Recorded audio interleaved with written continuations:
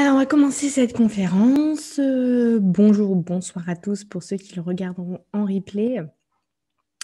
Bienvenue à cette conférence sur les 5 erreurs à éviter pour avoir la vie de famille que tu désires.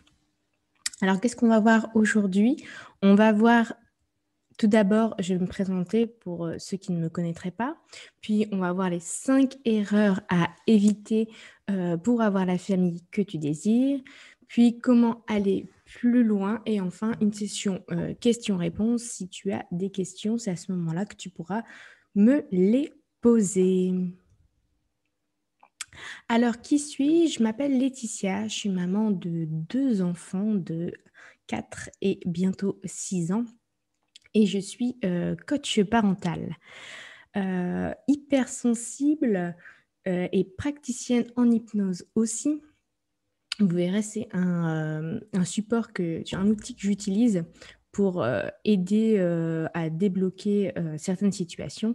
Et je crée aussi du matériel pour enfants, pour aider les enfants, notamment avec leurs émotions, puisque c'est un point très important. Donc, à l'arrivée de ma fille, à la naissance de ma fille, ça a été pour moi un déclic.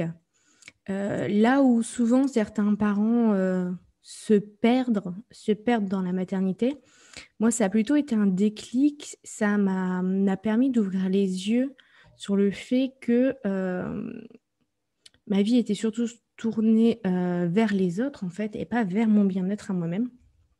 Et l'arrivée de ma fille m'a vraiment ouvert les yeux sur ce point-là. Ensuite, j'ai eu mon fils, ils ont peu d'écart.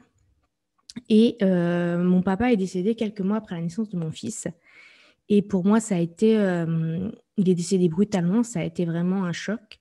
Et ça m'a permis aussi, ça a été aussi un moment où ma vie a pris un autre tournant. Donc, j'ai été sous l'eau pendant à peu près 1 an. Quand je dis sous l'eau de l'extérieur, non, ça ne se voyait pas, mais intérieurement.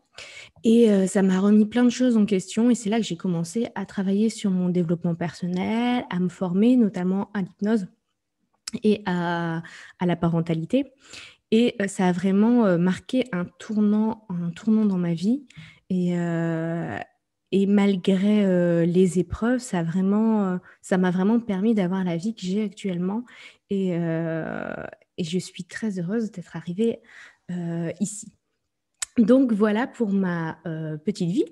Si vous voulez, vous pouvez me suivre sur Facebook ou Instagram, @laetitia.coach.parental. Vous me retrouverez facilement sur les réseaux sociaux. Donc, tout d'abord, vous est-il déjà arrivé, est-ce que vous pouvez me dire dans le chat si ça vous est déjà arrivé de vous sentir dépassé par la situation, donc avec vos enfants en famille, d'être à bout, de ne pas voir de solution à la situation que vous avez actuellement avec vos enfants, de ne pas comprendre pourquoi vous n'y arrivez pas, quels sont les comportements que vous avez qui peuvent provoquer ces réactions, d'être désemparé devant les émotions de vos enfants. Donc, je vous disais juste avant, les émotions, c'est vraiment une partie, c'est ce qui commence à nous mettre à rude épreuve. Bon, il y a le sommeil avant, mais sinon, à rude épreuve avec nos enfants, c'est l'arrivée des émotions et la découverte pour eux des émotions. Et vous est-il déjà arrivé d'essayer d'appliquer des principes d'éducation bienveillante, mais bien sûr de finir par craquer en pensant que ça ne marche pas chez vous et que c'est seulement des principes? Donc dites-moi dans le chat si ça vous est déjà arrivé une de ces situations.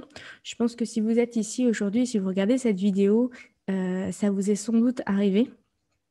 Et ce que je voulais vous dire, c'est que ce n'est pas une fatalité. Des fois, quand on est dans la situation, on n'arrive pas à voir que c'est possible, mais c'est tout à fait possible. Ah, j'en avais oublié une, de culpabiliser de ne pas être celle que vous aimeriez être. Donc, on a tous envie de se comporter d'une certaine façon, mais parfois la vie, les réactions des autres font qu'on ne se comporte pas comme on aimerait et après on culpabilise de ne pas être comme on voudrait être. Donc on en rajoute une couche. Donc on va voir la première erreur, c'est avoir une vision fantasmatique de la mère. Alors, je vais m'expliquer tout de suite. Je vais vous demander de faire un petit exercice. Donc, si vous avez papier-crayon, vous pouvez le faire tout de suite. Sinon, vous pouvez le faire après la conférence. Vous aurez le replay pour pouvoir le refaire. Donc, qu'est-ce que pour vous une mère parfaite? Donc, je vous invite à faire le portrait robot de la mère parfaite. Donc, vous prenez, vous faites comme le schéma. Vous mettez la mère parfaite au milieu et vous mettez tout ce qui vous vient à l'esprit. Mais vraiment tout. Pas seulement les quelques points, vraiment tout ce qui... pour vous, fait les caractéristiques d'une mère parfaite. Donc, vous allez commencer à lister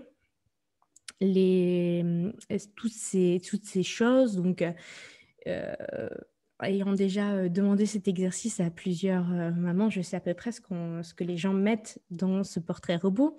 Donc, tous ces petits détails de la mère parfaite qui ne s'énerve pas, qui passe du temps avec ses enfants, qui passe du temps avec son mari, qui prend soin d'elle, qui fait à manger et équilibré, qui tient en ordre sa maison, qui a de l'énergie jusqu'à la fin de la journée, qui se lève tôt le matin pour faire du sport ou travailler sur elle en plus, qui n'oublie pas non plus d'aller passer du temps aussi avec ses amis, qui sait totalement gérer ses enfants quand il y a une situation compliquée ou quand ils s'énervent, qui n'ose jamais le ton sur ses enfants, qui... Bon, vous voyez un peu. Donc, vous faites cet exercice. Donc là, je vous ai déjà donné plusieurs pistes, mais faites-le vraiment. Listez tous ces critères parce que ce n'est pas forcément les mêmes d'une maman à une autre. Mais vous allez voir qu'il y a beaucoup de critères. Ces critères, ça peut être des critères plutôt sociaux, donc ce qu'on attend dans la société de la mère. Après, ça peut être des critères personnels. Ça peut être des critères personnels de votre vie, mais il y a beaucoup de ces critères qui sont vraiment des attentes de l'extérieur vis-à-vis de la mère parfaite. Ça peut être aussi dû à notre éducation ou au contraire à l'opposé de notre éducation. Donc un rejet de ce qu'on a pu vivre et du coup on veut faire totalement l'opposé. Donc après, je vais vous demander comment ça serait si elle réalisait tout ce que vous avez mis. C'est pour ça que je vous demande d'être exhaustif, parce que quand vous vous comparez à cette mère parfaite, vous ne vous comparez pas à une petite partie, vous vous comparez à l'ensemble de cette mère. Tous les points sont importants. Donc, qu'est-ce qui ferait que vous seriez cette mère parfaite? C'est vraiment que vous cochiez toutes les cases. Mais seulement si vous commencez à vous demander si cette mère, elle réalisait vraiment tout ce que vous avez mis. Donc, c'est d'où l'importance de bien lister. Donc, tout ce que vous avez mis sur cette femme. Comment elle serait au niveau de son énergie dans la journée ou même dans la semaine, dans les mois, parce que la mère parfaite, elle est mère parfaite H24, bien sûr. Et, excusez-moi, décrivez une journée type de cette mère parfaite. Faites un peu une journée, alors elle se lèverait à telle heure, elle ferait ci, elle ferait ça, elle ferait ça. Et regardez un peu par rapport à tout ce que vous avez mis dans ce portrait robot de la mère. Est-ce que vraiment, si vous faisiez toutes ces tâches que vous avez mises sur cette mère parfaite, vous seriez vraiment épanoui à la fin de la journée? Pourquoi je vous pose cette question-là? Tout simplement parce que généralement, la mère parfaite qu'on a, l'idéal souvent qui est dû à la société et que nous aussi on a dans notre tête, c'est pas possible en 24 heures. C'est pas possible H24 pendant 7 jours et qu'il n'y a que 24 heures dans une journée. Ou elle dort plus. c'est possible aussi. Mais physiquement, c'est pas possible, ou sinon, dans 24 heures, c'est pas possible.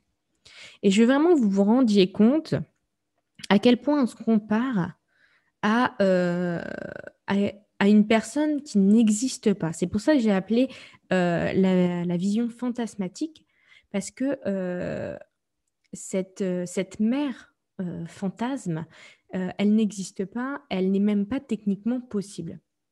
Donc vous allez me dire, oui, si, j'ai vu, j'ai vu. Oui, alors vous voyez une partie de la mère parfaite. Oui, vous voyez une partie. Je peux vous le dire que euh, tous les critères ne sont pas cochés pour la mère parfaite. Si vous êtes vraiment honnête avec vous et que vous faites vraiment ce travail de lister tout ce qu'il y a, pas je serais satisfaite si j'arrive à ça, mais vraiment tout ce qu'il y a. Et là, qu'est-ce qui ferait que vous pourriez dire je suis parfaite?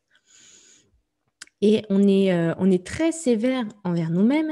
Et quand on fait ce travail de lister toutes les attentes qu'on a envers nous en tant que notre rôle de mère, on se rend compte qu'en fait, c'est pas possible. On ne pourra jamais satisfaire ces attentes. Même les personnes qu'on pense qui satisfassent, qui cochent les cases, généralement, ils cochent les cases que nous, on ne coche pas, parce que c'est ça qui nous saute aux yeux. Donc déjà, c'est surtout les cases que nous, on ne coche pas qu'on voit chez les autres. Mais elle ne coche pas toutes les cases.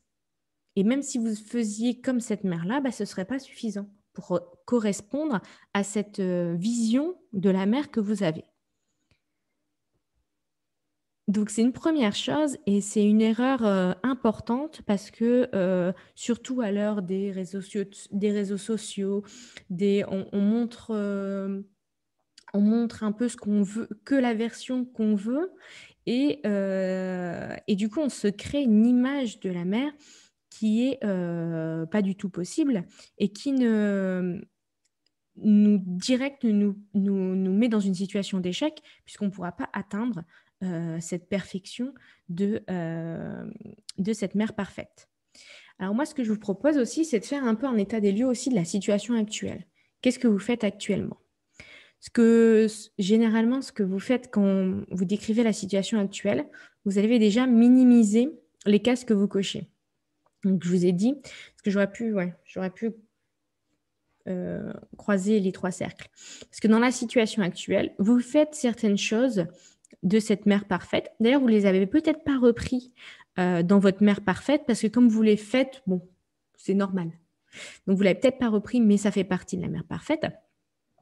Mais ce qui va faire que vous serez épanoui dans votre vie, c'est quand vous allez prendre les parties de la mère utopique, la mère fantasmatique, qui pour vous sont importantes, la situation actuelle, ce que vous faites et les spécificités de votre vie, de votre vision, de comment vous voyez les choses, comment la composition de votre famille, comment sont vos enfants, comment vous voyez les choses, votre spécificité à vous et les critères qui sont importants pour vous, pour la mère parfaite. Mais quelques critères, pas toute la mère parfaite. Et cet ensemble-là, ça va faire votre vie épanouie. C'est pas la mère utopique qui va vous permettre d'être épanoui. C'est quand vous cocherez les cases qui sont importantes pour vous. Et c'est pour ça que ça ne sert à rien de vouloir faire comme certaines personnes, puisque on n'a pas toutes les mêmes attentes, on n'a pas toute la même situation. Donc, c'est vraiment prendre le temps de réfléchir ce qui est vraiment important. Et d'ailleurs, dans des situations conflictuelles avec vos enfants, je vous dis souvent, est-ce que c'était si grave ou est-ce que c'était si important à ce moment-là? Souvent, on rentre dans un conflit qui n'a pas lieu d'avoir, en fait. Parce que finalement, c'était pas grave. Finalement, c'était pas si important.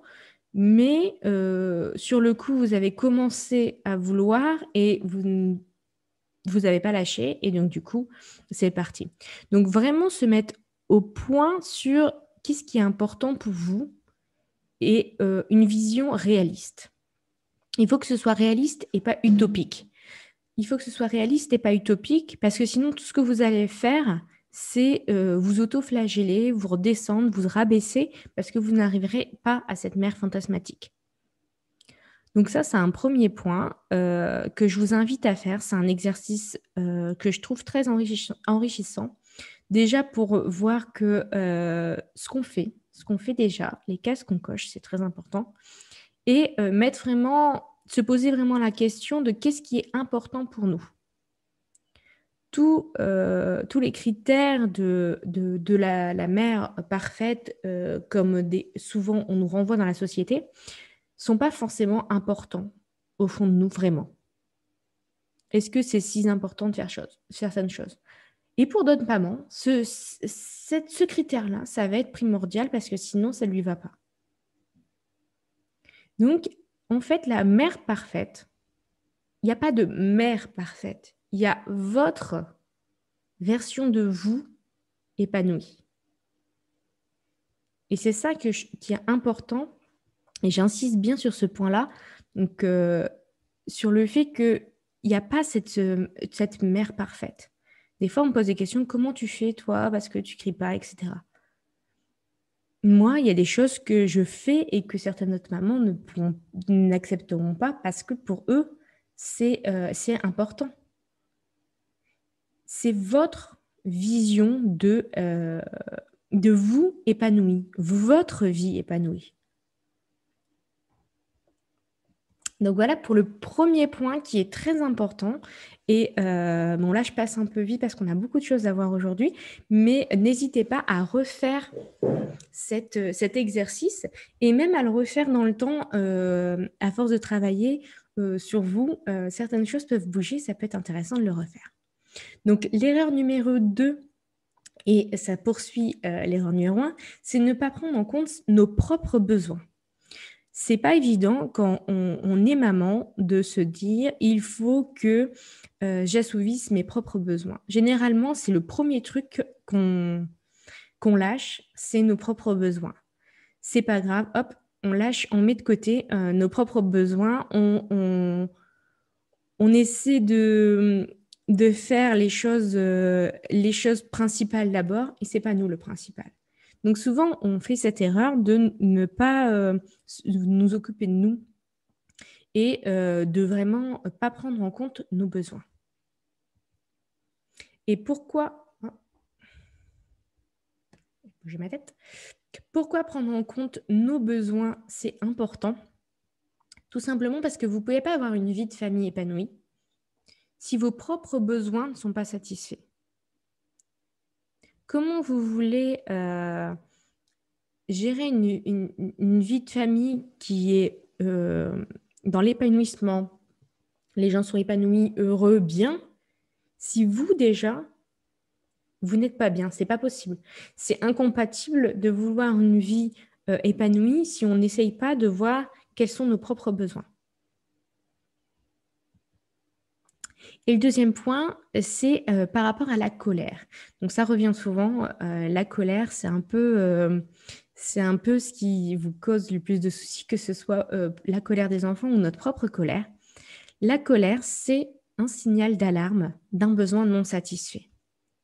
Donc, si vous voulez diminuer votre colère, posez-vous les bonnes questions. Regardez au niveau de vos besoins. Et si je ne vous demande pas de faire ça égoïstement pour vous, même si vous pouvez le faire égoïstement pour vous, vous le méritez, mais c'est même pas pour ça. Ça, j'ai envie de dire, c'est dans un deuxième temps. C'est surtout pour que vous puissiez être dans de meilleures dispositions. Parce que si vous n'allez pas bien, vous n'allez pas pouvoir être dans de bonnes dispositions pour réagir. Donc, c'est même pas le stade où vous êtes épanoui parce que tout va bien et la vie est parfaite. Je veux dire, c'est le deuxième point. C'est vous ne pouvez pas être épanoui si vous ne satisfaites pas vos besoins.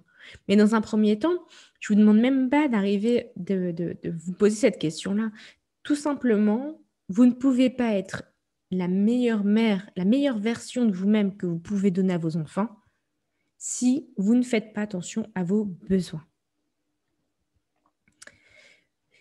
Donc, si vous ne faites pas attention à vos besoins, vous allez être irritable. Vous allez perdre patience. Ça, c'est moi quand j'ai pas assez dormi. J'ai besoin d'énormément de sommeil. Et c'est un de mes besoins principaux. Je vous conseille de lister les 3 principaux besoins. Donc, un de mes besoins principaux, moi, c'est le sommeil. Donc, ça peut être des besoins vitaux comme d'autres besoins. Un de mes autres besoins, c'est la créativité. Donc, ça n'a rien à voir avec mes besoins vitaux. Il y en a certains, la nourriture les met dans un état très irritable s'ils ont faim. Donc, la nourriture est l'un de leurs besoins principaux. Moi, c'est le sommeil. Donc, si je n'ai pas mon compte de sommeil, il me faut 9 heures de sommeil. Si je n'ai pas mon compte de sommeil, je sais que je vais plus facilement perdre patience. Je vais être irritable. D'ailleurs, mon entourage, je le sais aussi. Et je le dis, je n'ai pas assez dormi. Donc, voilà, forcément, je vais être un peu moins patiente. On va être stressé. On va facilement être à bout puisqu'on est déjà, le vase est déjà rempli. Donc, le moindre truc va nous faire déborder. On va être fatigué parce que si on ne se ressource pas, même si ce n'est pas un besoin physique, si on ne se ressource pas, on s'épuise. Et on va avoir le moral au plus bas. Et ça aussi, ça joue beaucoup dans nos comportements et le rôle parental qu'on a.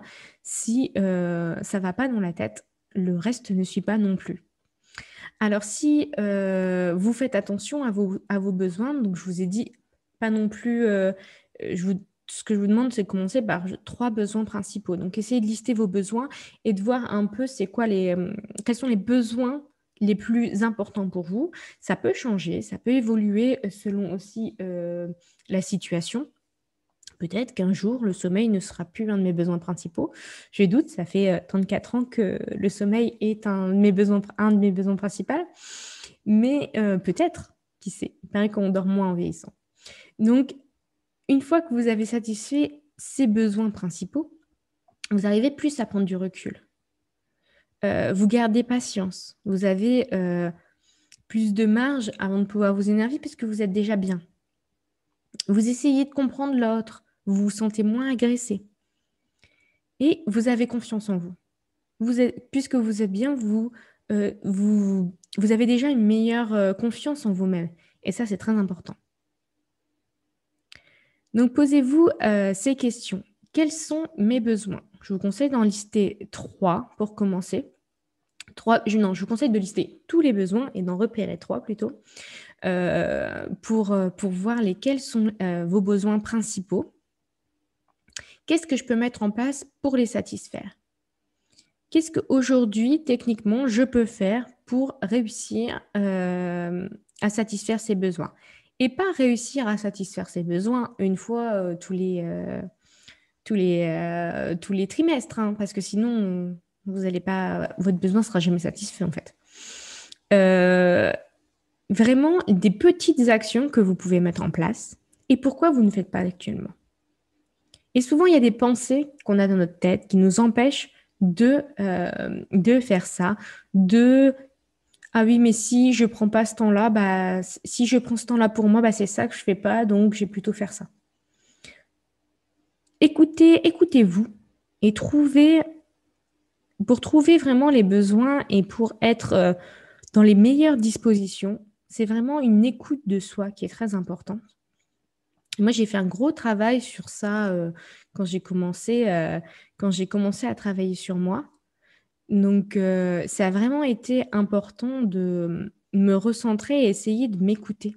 Parce que je fonctionnais beaucoup en écoutant les autres. Et cette découverte de moi-même a vraiment été un pas important pour mon épanouissement. Donc, la 3e erreur que vous faites peut-être, c'est avoir des réactions inefficaces face aux émotions des enfants. Donc, je vous ai dit, les émotions, c'est un peu le nerf de la guerre pour les enfants les plus jeunes. Donc, à partir de 2 ans, ils commencent aux alentours de 2 ans, ça commence à compliquer les choses, la découverte des émotions.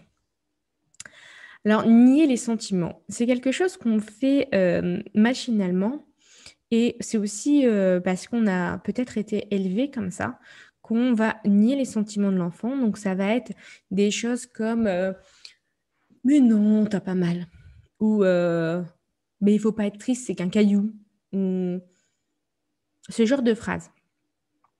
Parce qu'en fait, l'enfant, quand il ressent cette émotion, déjà, il ne comprend pas d'où elle vient, mais quand il ne peut pas contrôler l'émotion. On peut contrôler la réaction qu'on a après l'émotion, mais l'émotion, on ne la contrôle pas. Si quelqu'un vous dit qu'il est triste, il ne peut pas ne pas être triste. Il l'a ressenti. C'est déjà trop tard. Déjà, quand il vous le dit, l'émotion est déjà ressentie.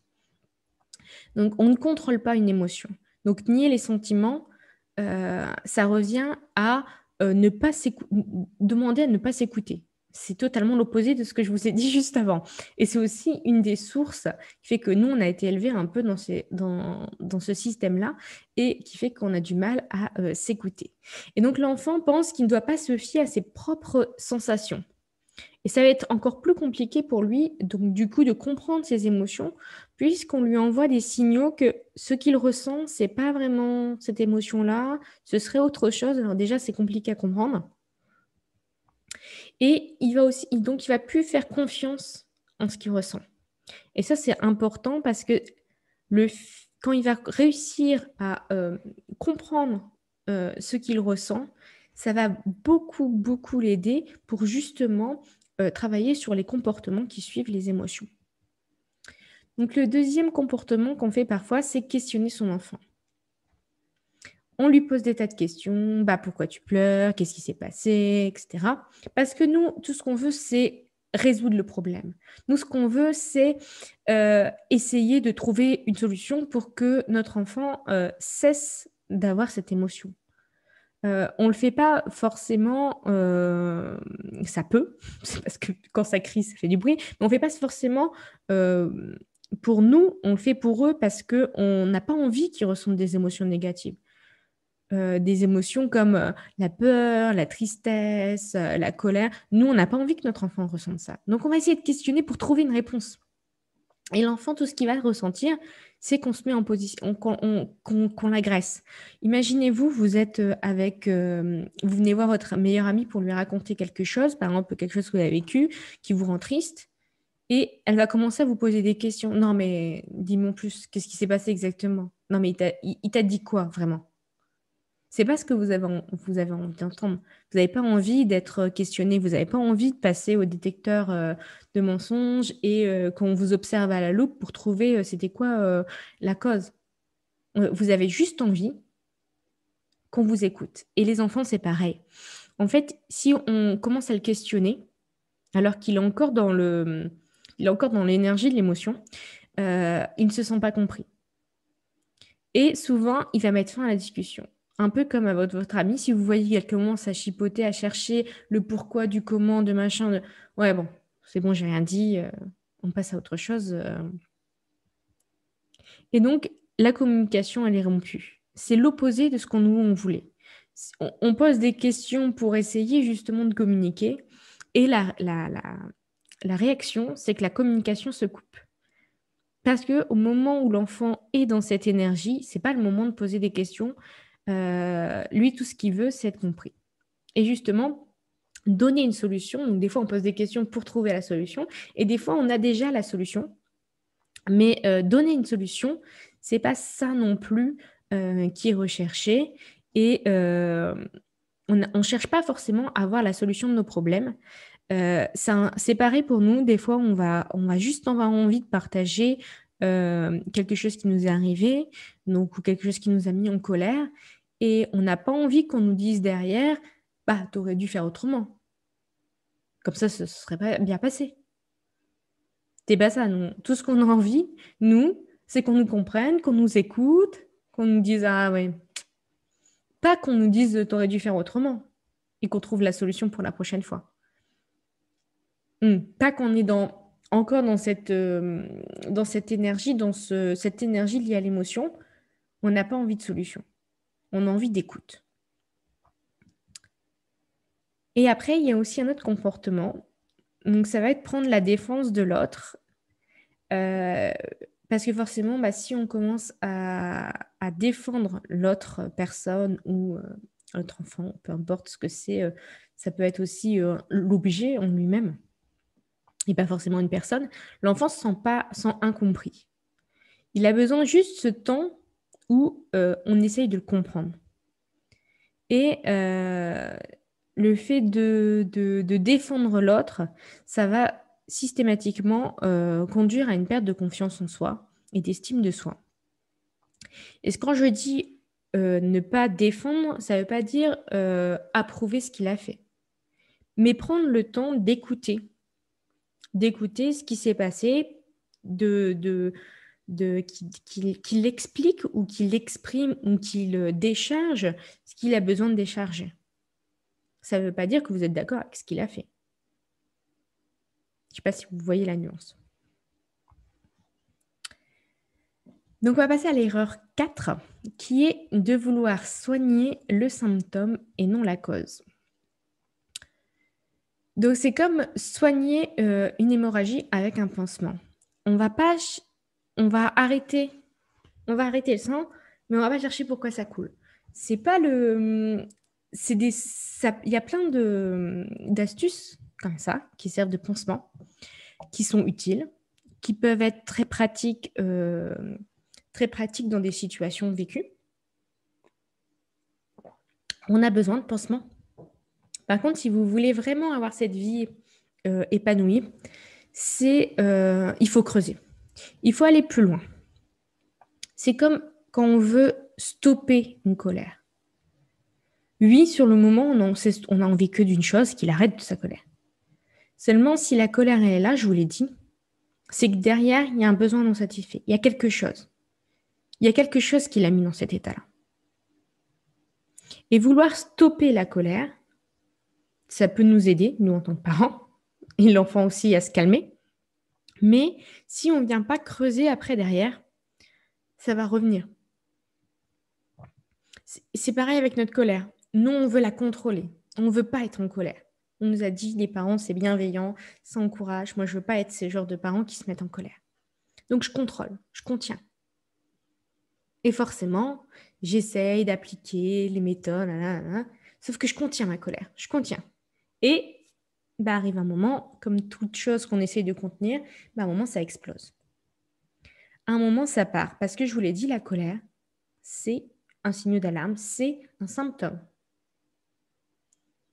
Donc, la contenir ne fait pas arrêter la colère. Donc, posez-vous ces questions. Pourquoi vous ressentez telle émotion?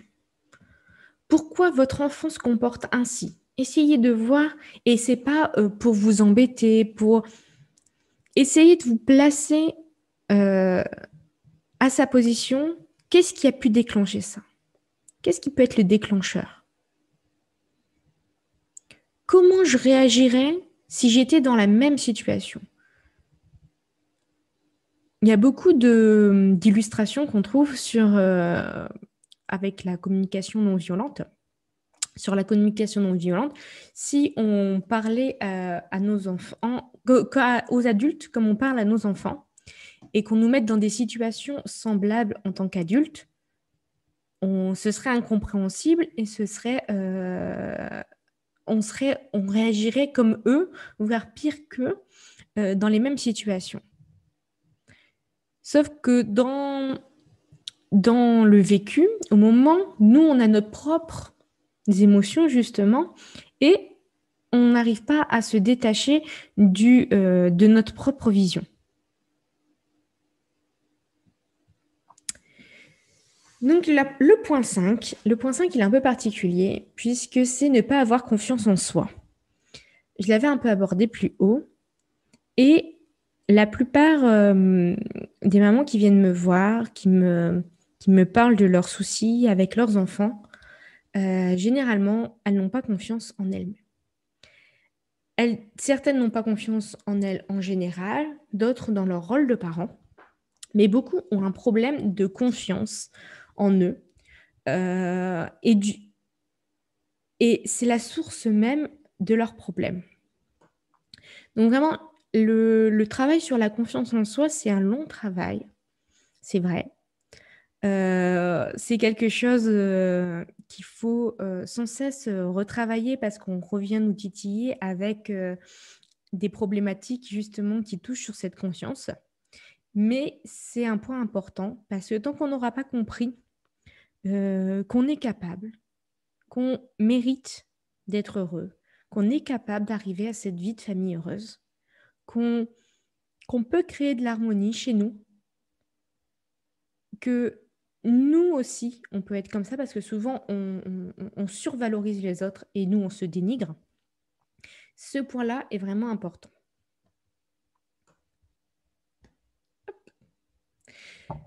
Donc, vous avez en vous tout ce qu'il faut pour réussir. Et je peux vous dire, peu importe la situation actuelle, vous pouvez y arriver. J'en suis convaincue à 2000%. Vous pouvez y arriver. Vous êtes autant capable que les autres. Parce que c'est facile de voir comme les autres sont brillants, comme les autres sont capables, comme les autres arrivent là où nous, on n'arrive pas. Mais par contre, on ne voit pas là où nous, on arrive et eux, ils n'y arrivent pas. Ça, on ne le voit pas.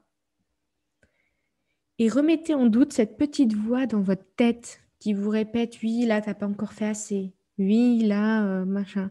Oui, mais tu aurais dû... Oui, mais avec toi, ça ne va pas marcher. Oui, mais remettez en cause cette petite voix. C'est une pensée inconsciente et automatique qui vient dans votre tête. Ce n'est pas une vérité.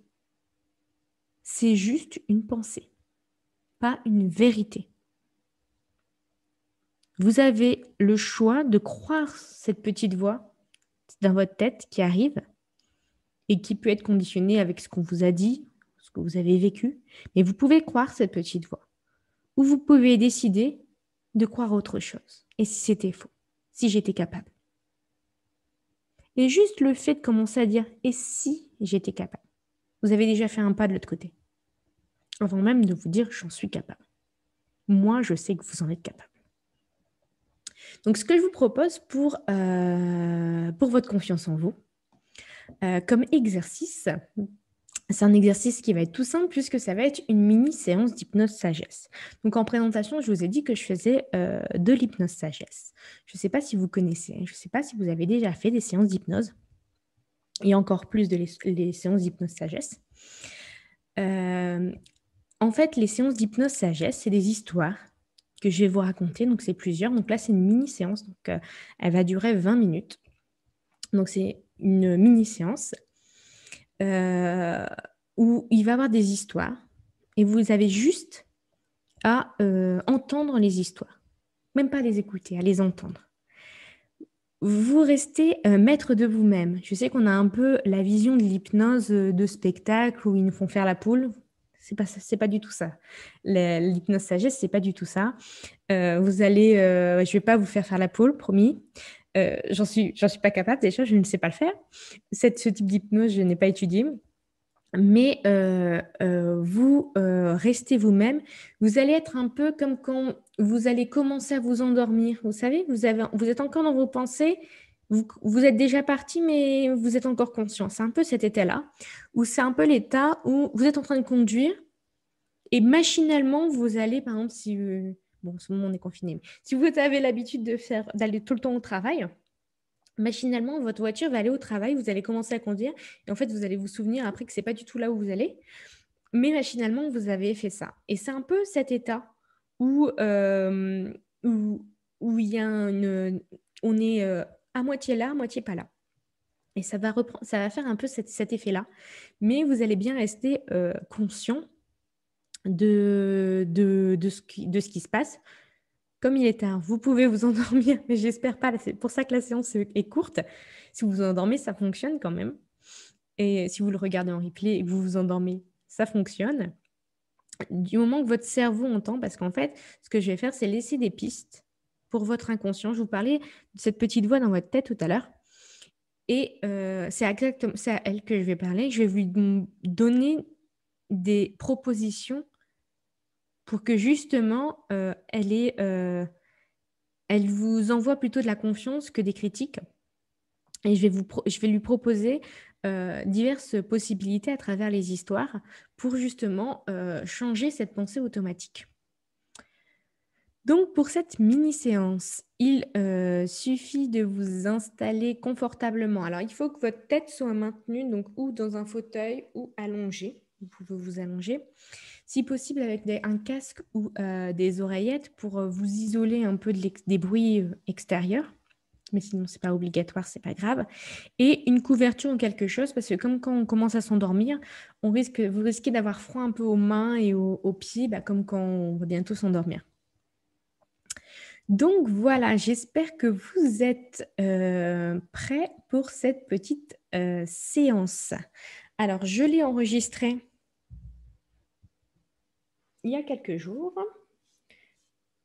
pour être sûr de pouvoir vous donner quelque chose avec un son.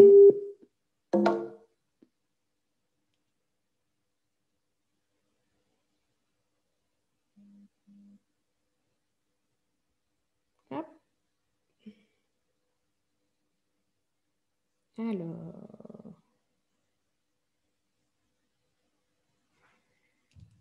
je vais juste arrêter le partage 2 secondes. Vérifier au niveau du son. Alors, pour ceux qui sont en direct, si vous pouvez juste me dire. Je vous invite à vous installer confortablement et à fermer les yeux. Un peu comme si vous étiez un roi. Voilà. Est-ce que ça va? Vous entendez bien? Je préfère mettre sur la barre de son parce que le son de mon ordinateur n'est pas top top. Merci Coralie. Alors, vous vous installez bien. On part pour 20 minutes d'histoire et on se retrouve après. J'ai juste désactivé ma caméra pour le replay pour pas qu'on me voit attendre. Hop, et je lance. Je vous invite à vous installer confortablement et à fermer les yeux. Un peu comme si vous étiez un roi ou une reine. Si j'utilise le mot « vous », c'est pour parler à votre être entier, que ce soit votre conscient, votre inconscient, votre imagination ou votre esprit cartésien. J'ai besoin de réunir toutes ces parties de vous pour leur donner des missions différentes. Car je ne sais pas si vous savez que lorsqu'une partie est occupée, une autre partie peut librement transformer sa réalité. Un peu comme si votre esprit cartésien était en train de résoudre une énigme. Si une personne est reine du royaume de nulle part, est-elle ici? Et quand je dis ici, je veux dire non ailleurs. Car parfois, la meilleure flèche est celle qu'on ne tire pas. Comme le meilleur déchet est celui qu'on ne produit pas. Beaucoup de choses qu'on s'abstient de faire, comme du mal ou du tort, sont les meilleurs actes que l'on peut faire. Alors qu'un mot gentil sera toujours bon à dire. Et j'ignore si cette séance aura pour effet immédiat de vous aimer de manière plus intense ou de prendre confiance en vous. Parce que parfois, c'est lorsqu'on ne voit pas l'autre côté qu'on comprend que le verso d'une feuille n'a rien à envier à son recto. Et c'est en général, en regardant le ciel, qu'on comprend que l'inconnu a souvent quelque chose de l'ordre de l'espérance acquise à nous offrir. Et j'ignore si vous aurez envie de plonger en hypnose maintenant, ou si vous préférez le faire dans la profondeur des histoires que je vais vous raconter. Comme s'il n'y avait pas besoin de se sous-estimer pour ignorer ce que l'on sait. Et parfois, c'est lorsque le corps s'engourdit qu'on comprend qu'une partie de nous, plus inconsciente, prend le relais. Comme si c'était plus facile d'aimer s'aimer. et tomber amoureux de l'amour a quelque chose de l'ordre de l'émerveillement, du merveilleux. Et si par moment, vous sentez que vous changez d'état de conscience, c'est certainement parce que vous entrez en transe, en douceur et confortablement, comme si vous entriez dans un bain de bonheur. Alors, je ne sais pas quelle sera l'histoire qui va le plus vous toucher. Mais ce que je sais, c'est qu'elles sont toutes conçues pour vous accompagner au niveau des histoires de vie réussie. J'aimerais commencer par vous raconter l'histoire de cette jeune femme qui regardait son adolescence avec tendresse. Pourtant, cette période de sa vie ne lui avait pas semblé si tendre sur le moment. Mais avec le recul nécessaire, elle avait résolu l'énigme. Rien ne s'était produit par hasard. Tout, absolument tout, avait été organisé par son chef d'orchestre interne. Et même si à l'époque, elle l'avait vécu comme une déchirure amicale, aujourd'hui, tout s'éclairait différemment. Rejetée de ses amis, elle avait commencé à fréquenter un nouveau, d'un milieu plus aisé. Un fils d'eux, comme tous les autres l'appelaient. Ce jeune possédait un bateau, une piscine et une villa immense. Et quand il invita cette jeune fille chez lui, elle se retrouva comme dans un rêve. Tout était si waouh. Elle n'avait jamais découvert une telle beauté. Je crois même qu'en voyant la fontaine centrale, au milieu du jardin, ses jambes se mirent à flageoler. Elle venait de perdre tous ses amis. Elle avait le cœur brisé et pourtant, elle était en train de vivre son plan parfait. Il lui fallait se rapprocher de ce garçon pour découvrir un autre monde. D'ailleurs, vous ne serez peut-être pas surpris d'apprendre qu'elle était devenue architecte d'intérieur. La beauté de cette villa avait été son coup de foudre pour la décoration. Elle avait eu une révélation. Et aujourd'hui, elle comprenait que son épanouissement était si grand. Grâce à la découverte de cette passion, elle qui croyait n'en avoir aucune avant cette rencontre. Il faut dire que ses parents avaient des revenus modestes. Ils avaient toujours fait avec les moyens du bord et avaient beaucoup d'objets disparates qu'on leur avait donnés à droite, à gauche. Elle qui vivait, soyons francs, dans le temps du mauvais goût, venait de se créer l'opportunité de rencontrer le bon goût. Bien sûr, elle aurait pu faire autrement, ne pas se fâcher avec les autres amis pour autant et arriver au même résultat. Mais c'est la stratégie qu'avait choisie son inconscient. Il existe toujours plusieurs itinéraires pour arriver au même endroit. Certains passent par des déchirures, d'autres par la douceur. Moi, personnellement, je préfère la douceur, depuis que j'ai compris qu'elle a mené à la même destination. Et vous pourriez, vous aussi, choisir la douceur, la confiance en vous, pour vous amener à la vie que vous désirez. Et c'est un peu comme dans cette histoire commerçante qui parlait d'un magasin, pas comme les autres, dans lequel on pouvait acquérir des outils permettant de rendre sa vie plus facile. Un peu comme dans le passé, quand les machines à laver venaient faciliter la vie des ménagères. Sauf que dans ce magasin, rien ne se branchait sur le courant.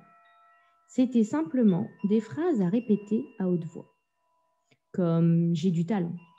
Le vendeur expliquait que croire en son talent rendait les choses plus faciles, parce que le talent, le génie sont si doués que tout semble facile quand on en est doté. Et il était persuadé que tout le monde en avait. Il suffisait simplement de le laisser s'activer. Vous aviez un choix impressionnant de phrases en vrac, comme « je crois en moi »,« j'ai confiance en moi »,« je suis doué ». Les grandes œuvres peuvent être faciles. Toute joie mérite salaire. Pour être heureux, vivons visibles. J'ai le droit d'être intéressant. Ma réussite inspirera les autres. Un jour, justement, un client se présenta avec ses bocaux vides en disant « J'ai fait le tri dans mes outils mentaux et j'ai décidé que tout était obsolète. Je suis venu m'en racheter de nouveau. Pourriez-vous m'aider à les choisir ?» Ah, mon riche monsieur, cela aurait été avec plaisir, mais je ne suis pas un vendeur conseil. Je suis un vendeur redonneur de pouvoir sur sa propre vie. Ce ne serait pas un cadeau à vous faire que de vous dire quoi prendre. Il est préférable que vous choisissiez seul, avec votre cœur. Et l'homme avait tourné ses oreilles vers son cœur, et il avait entendu qu'il serait bénéfique pour lui de prendre un peu de «je suis formidable», un peu de «ma vie est extraordinaire» et beaucoup de «ma vie même».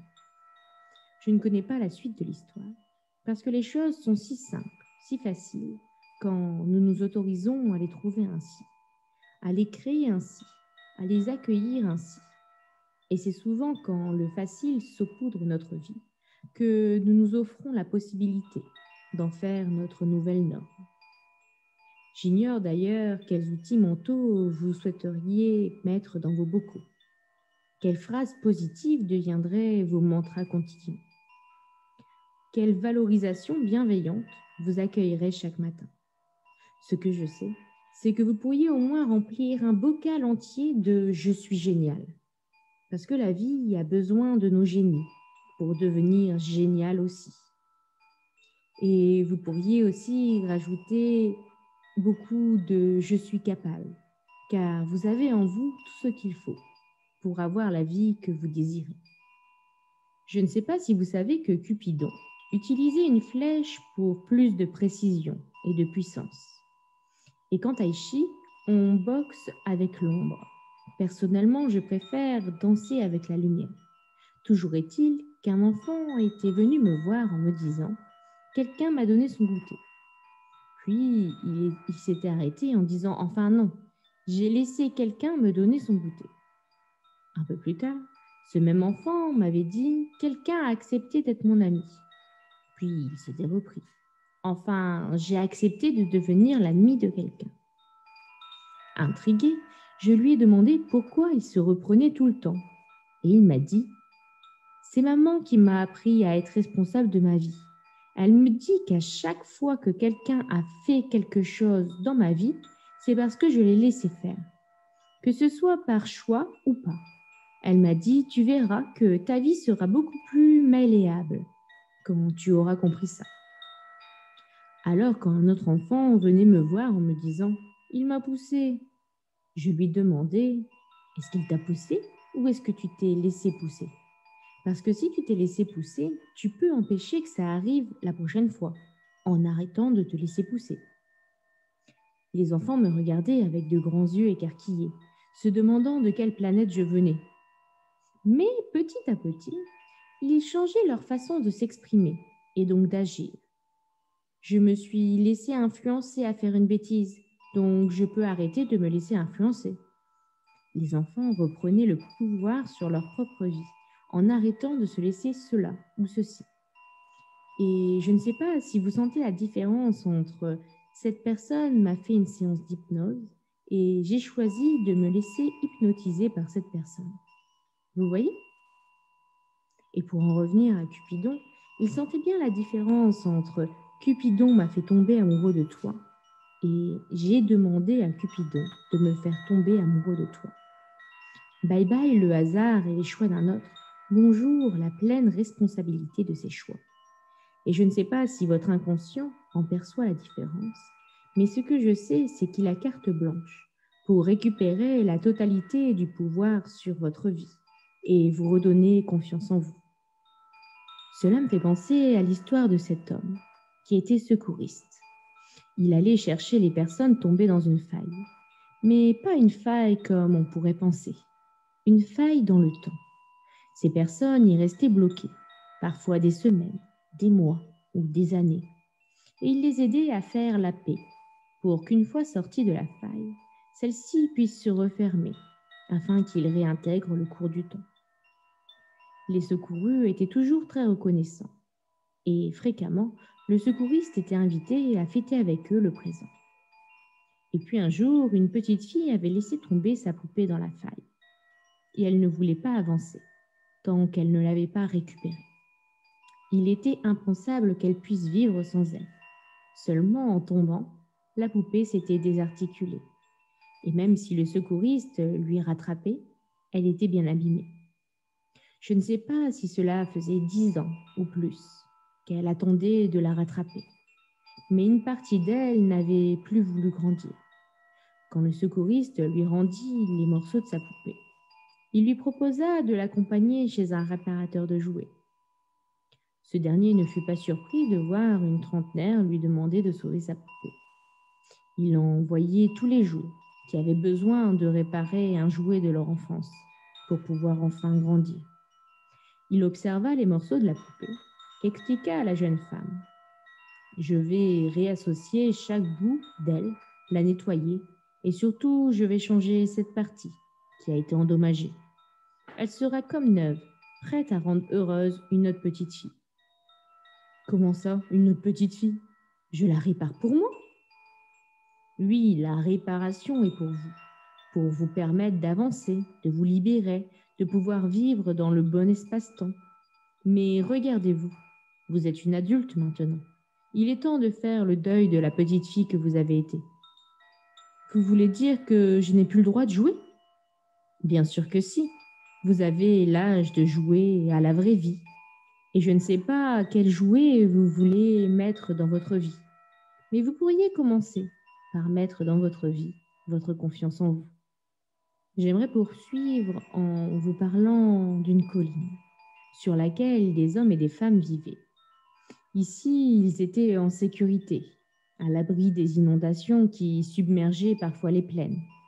Ils étaient vraiment heureux, à ce qui paraît. Un jour, un homme arriva sur la colline, après plusieurs jours de marche, et ressentit immédiatement ce climat de sérénité.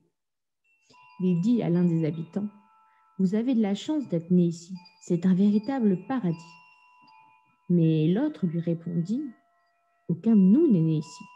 Nous venons tous des plaines. Depuis l'endroit où nous sommes nés, nous apercevions cette colline et nous avons tous eu envie de la rejoindre. La plupart d'entre nous sommes venus seuls, car nos familles ne voulaient pas prendre le risque de venir se mettre en sécurité ici. Oui, elle trouvait ça trop risqué de partir d'un endroit inondé, mais qu'elle connaissait, pour aller dans un endroit incertain, inconnu. Nous avons tous décidé d'écouter notre intuition. Quelque chose en nous disait: prends le risque de la sécurité. » Et l'homme n'en revient pas. Il décida de rebaptiser cet endroit la colline aux audacieux. Et puis il repartit chez lui pour dire à sa famille de venir vivre ici. Mais personne ne le croyait. C'était impossible qu'on soit plus en sécurité dans un endroit inconnu. Pourtant, sa petite sœur semblait hésiter. Une partie d'elle avait envie d'y croire. Et une autre partie d'elle trouvait ça trop beau pour être vrai. Et si cette colline était un volcan qui se réveillait? S'il leur arrivait pire là-bas? Elle avait un peu trop écouté les anciens. Elle avait tendance à se laisser influencer un peu trop facilement, comme si sa personnalité était encore une boule de pâte à modeler, facilement modifiable par les autres. Alors son frère eut une idée. « Viens te faire ta propre opinion. Viens tester. Après, tu prendras ta décision en fonction de toi et de tes ressentis. » Elle accepta l'expérience et réalisa au fur et à mesure du trajet que plus elle avançait, plus elle déchargeait les croyances et influences accumulées. Elle devenait de plus en plus libre et joyeuse, comme si elle pouvait enfin se réjouir du moment présent, débarrassée de la grisaille des anciens. Et je ne sais pas si vous pourriez, vous aussi, vous débarrasser de la grisaille extérieure pour permettre à votre soleil intérieur de rayonner de nouveau, en vous débarrassant des influences négatives et en ayant désormais confiance en vous. Et pour cette dernière histoire, j'aimerais vous parler d'un homme qui n'était pas bûcheron, bien que sa chemise porte ce nom. En fait, on ignorait son métier. Il aurait pu tout être, parce qu'il était doué dans de nombreux domaines. Il était calme, patient, intelligent, créatif et tellement d'autres choses qu'il n'aurait pas été facile de le mettre dans une seule case. Il aurait débordé de toutes les cases. Je l'aurais bien vu comme un homme orchestre, capable de jouer de plusieurs instruments à la fois, un boulanger chirurgien maçon ou un astronaute garagiste danseur classique. Toutes les combinaisons étaient possibles. C'est comme s'il y avait une petite voix dans sa tête qui lui disait « Tu as les capacités, tu vas y arriver ». Même quand il faisait quelque chose pour la première fois, il y avait une partie de lui suffisamment optimiste pour savoir qu'il possédait les capacités d'adaptation à la situation, comme s'il possédait des inventoristes capables de lui répertorier la quantité de capacités qu'il avait su développer lors des expériences précédentes. Bien sûr, tout le monde possède ce genre d'intérimaire que nous embauchons pour ces grands inventaires. Mais tout le monde ne sait pas qu'ils sont capables de nous rappeler que nous sommes capables. Toujours est-il qu'un jour, il y a longtemps justement, je lui ai demandé s'il pouvait m'aider à changer le joint d'une fenêtre. Je ne savais pas faire et lui non plus. Et pourtant, il a trouvé comment faire, parce qu'il disposait de la faculté de trouver la bonne information au bon endroit. C'est comme si j'étais bloquée à la porte de je ne sais pas, et que lui était passé par la porte je ne sais pas encore, mais je vais apprendre. Et à l'époque, j'ignorais que ce genre de porte existait. Et c'est comme cela qu'il m'a ouvert les yeux sur mes propres capacités et sur l'importance de l'expérience. Parce que plus nous recommençons, plus nous nous améliorions. Comme si l'expérience de la veille avait déposé dans notre stock de capacités des paquets de potentiel non encore utilisés. Alors bien sûr, un jour, j'ai découvert son métier. Mais est-ce vraiment important de savoir en quoi il était diplômé, alors même qu'il avait tant de cordes à son arc et tellement de bonheur à partager? Vous aussi, vous n'avez pas besoin de diplôme pour savoir que vous pouvez avoir confiance en vous et que vous êtes capable d'avoir la vie que vous désirez. Imaginez que votre confiance en vous, en l'autre et en la vie est comme un vieux jukebox débranché. Rebranchez la prise et voyez toutes les mélodies de confiance se rallumer. Vous pourrez désormais laisser chanter toute la confiance qui dormait. À partir de maintenant, vous prenez confiance en vous. Vous récupérez également la confiance en l'autre et en la vie, car vous avez compris que le monde et les autres sont le reflet de ce qu'il y a en vous. Imaginez-vous d'ici quelque temps, heureux de constater que la séance a fonctionné et que vous êtes quelqu'un qui a confiance en lui, en l'autre, en la vie. Ressentez la joie et la sérénité. D'ici quelques instants, vous allez pouvoir revenir à la réalité, en sentant que déjà, la confiance en vous a augmenté, comme si l'effet était instantané. Vous allez pouvoir réunir toutes les parties de votre être, afin de revenir en douceur à la réalité. Et quand vous le souhaiterez, au rythme souhaité, vous pourrez revenir ici et maintenant, au moment présent, et rouvrir les yeux, doucement.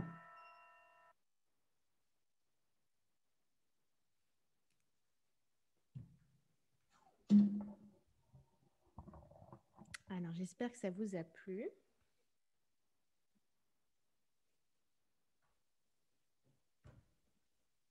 Je vais vous laisser le temps de revenir doucement.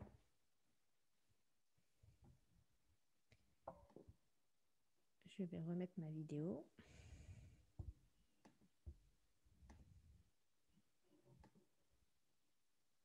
Et mon petit écran.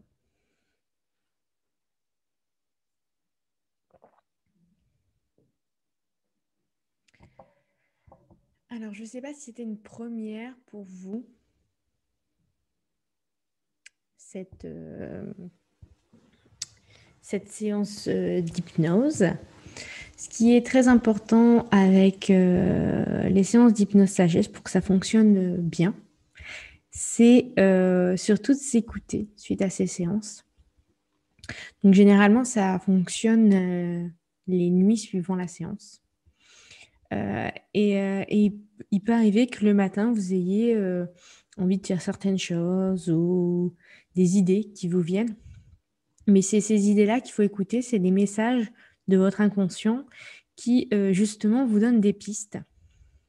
Donc, à vous de les suivre si vous voulez augmenter votre confiance en vous.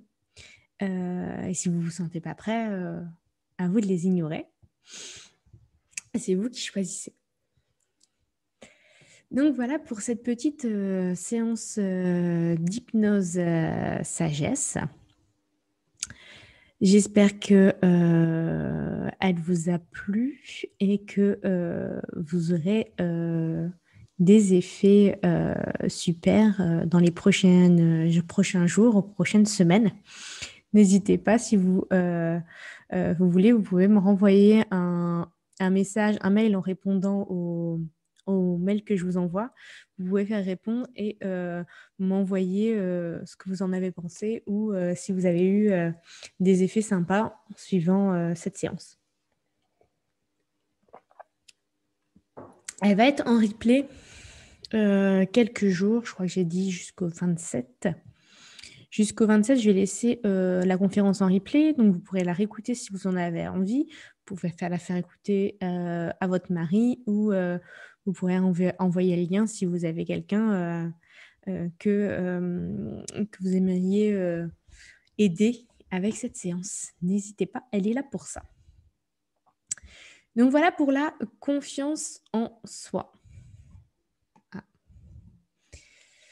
Alors, faites-vous les erreurs qu'on a évoquées. Donc, je vais les remettre. À savoir, avoir une vision fantasmatique de la mer et non une vision réaliste. Et surtout votre propre vision de vous, votre version de vous-même en vie épanouie et pas forcément cette mère parfaite fantasmatique. Deuxième erreur, ne pas prendre en compte ses besoins, s'oublier, ne pas tenir compte des alarmes qu'on reçoit et toujours passer à la trappe ou en dernier et donc ne pas être dans ses bonnes dispositions pour pouvoir être justement la mère qu'on désire et avoir la vie qu'on désire. Troisième erreur, avoir des réactions inefficaces face aux émotions, à vouloir stopper les actes. Ah, je vois pas les messages. À vouloir stopper, je suis désolée, j'ai vu une alerte message, mais j'arrive pas à les voir. Discussion. Non, ça marche pas. À vouloir stopper l'émotion, à vouloir éviter que nos enfants ressentent cette émotion.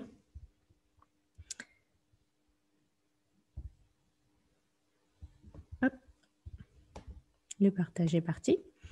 À vouloir éviter que nos enfants ressentent cette émotion, eh ben, on se comporte, nos comportements ont des réactions complètement, ont des conséquences opposées à ce qu'on aimerait, à savoir que nos enfants ne ressentent pas ces émotions négatives.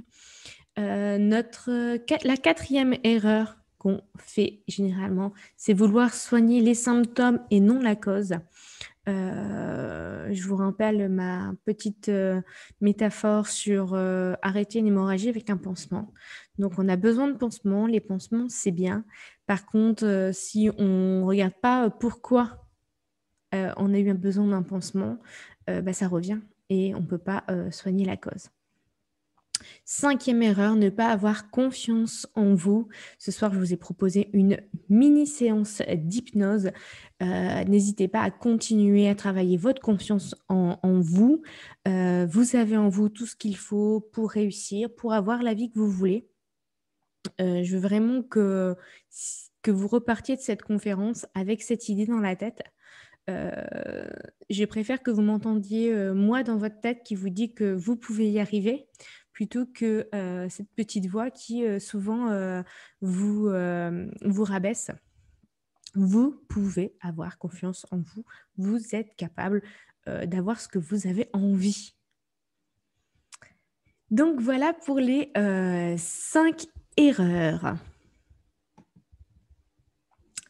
Est-ce que vous avez envie de savoir garder votre calme dans des situations difficiles?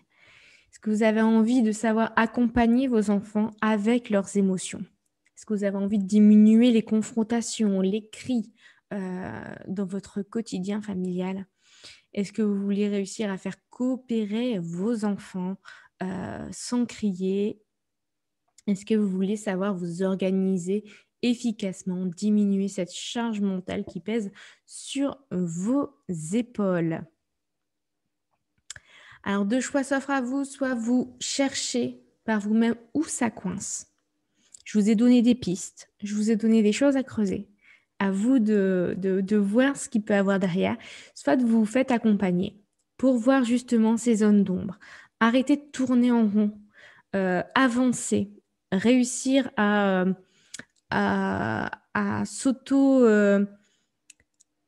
s'auto-motiver, j'ai envie de dire, réussir à avancer, à justement contrer ces pensées qui nous viennent à l'esprit et qui nous disent qu'on ne sera pas capable, puisqu'on est capable. En tout cas, tout ce que je veux que vous sachiez aujourd'hui, c'est que vous méritez d'avoir une vie épanouie.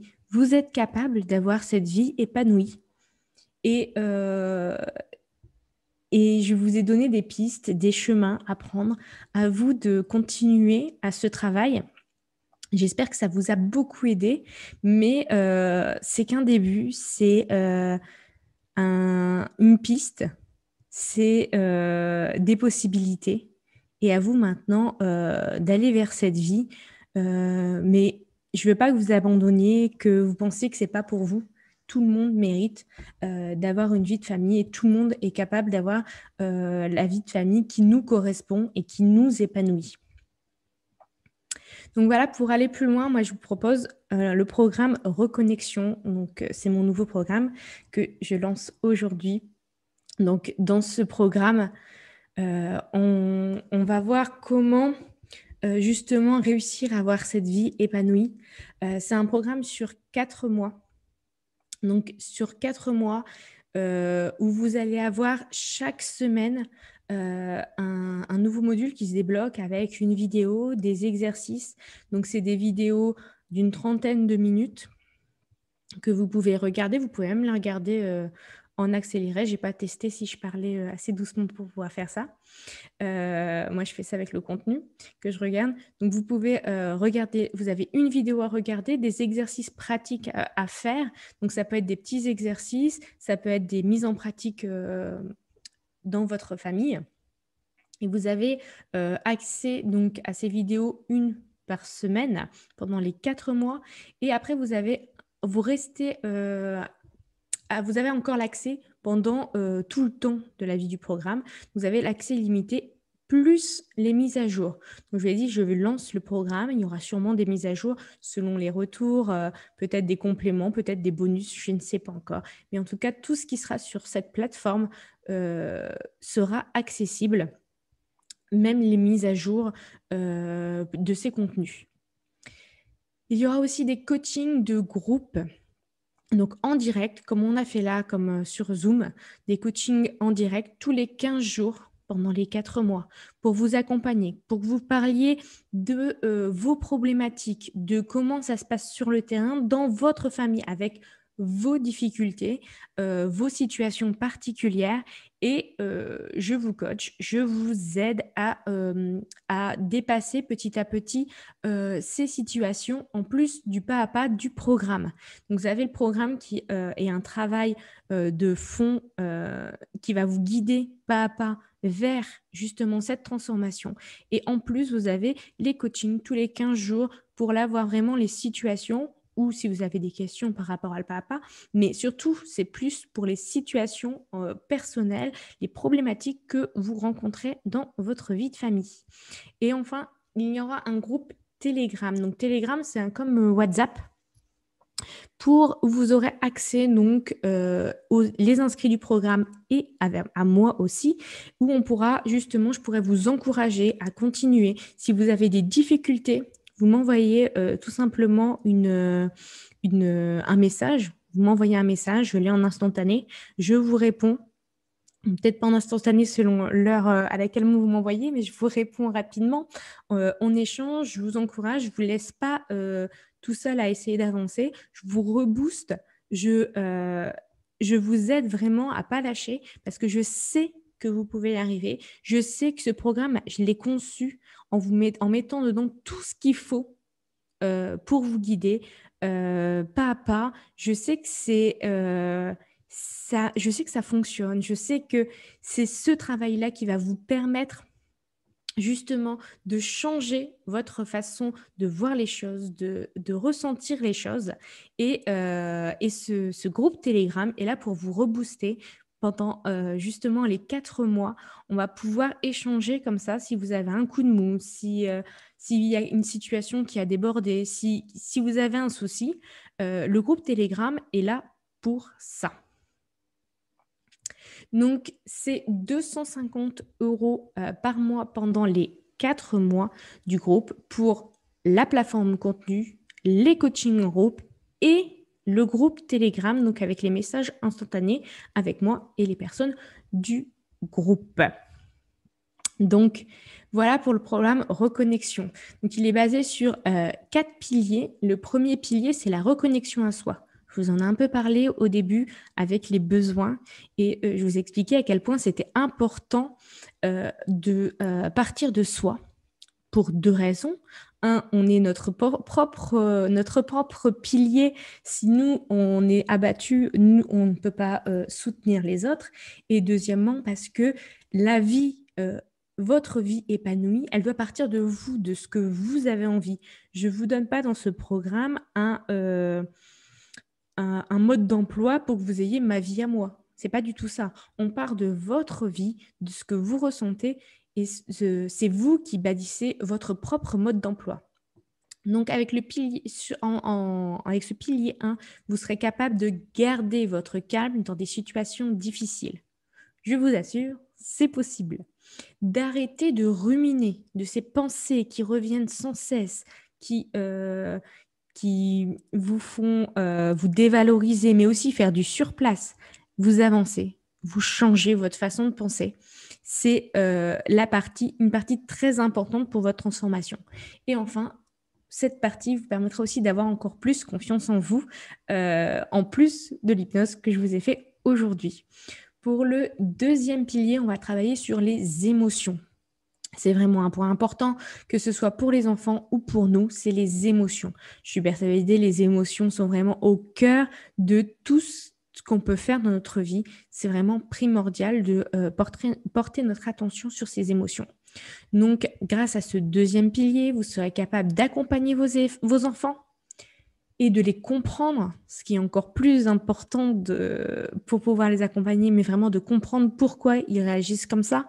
Et ça va vous enlever aussi un poids à vous d'autoflagellation et de comprendre vos propres émotions. Je vous l'ai dit au début, je suis hypersensible et les émotions sont vraiment au cœur de ma vie. Moi, ça a toujours été un point fort pour moi. Ça m'a beaucoup aidé avec mes enfants. Même si mes 2 enfants sont hypersensibles, donc les émotions, c'est quelque chose qu'on connaît. Mais c'est très important de comprendre nos propres émotions et d'en faire nos alliés. Le troisième pilier, c'est la communication. Donc, ici, bien sûr, on va parler de communication non violente. C'est vraiment un point important dans la famille, la communication. Donc, pas que la communication non violente, mais la communication en général. Donc, grâce à ce troisième pilier, vous serez capable de faire coopérer vos enfants. Vous serez capable de désamorcer des situations. Parce que souvent, c'est ça, on désamorce avant que ça dégénère. Je ne vous dis pas que vos enfants ne vont plus avoir de problèmes, ça, je ne peux pas contrôler ça. Par contre, désamorcer les situations, ça, c'est possible. Vous serez capable d'apaiser le climat familial, d'avoir ce petit cocon serein chez vous et non une explosion d'émotions et de cris dans votre quotidien. Le quatrième pilier concerne le fonctionnement. Donc, vous serez capable de vous organiser selon votre propre fonctionnement. Là, encore une fois, j'insiste sur le fait qu'on part de vous et de comment vous êtes pour savoir comment fonctionner. Vous serez capable aussi de comprendre comment vos enfants fonctionnent et donc comment les accompagner. Parce qu'ils ne fonctionnent pas forcément comme nous et donc nos solutions ne vont pas être leurs solutions. Si on veut certaines choses, il va falloir se comporter différemment selon les enfants, etc. Et ainsi diminuer votre charge mentale. Puisque vous fonctionnerez de votre façon, vous saurez où sont les points sensibles et vous saurez comment diminuer cette fameuse charge mentale. Donc voilà pour les 4 piliers et en bonus pour le lancement de ce programme, j'offre une séance d'hypnose personnalisée sur le thème de votre choix aux 3 premiers inscrits. Donc là, c'est une séance d'hypnose dure 1 heure.